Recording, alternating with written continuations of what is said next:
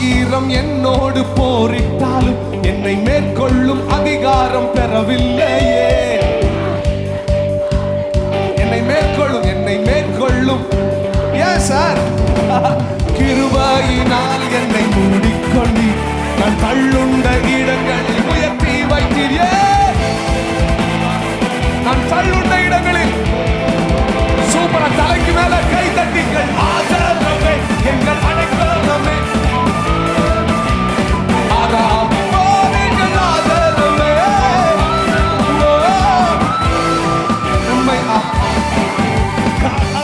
பாதையில் தூக்கி சென்று முள்ளுள்ள இடங்களில் சுமந்து கொண்டீர். எப்படி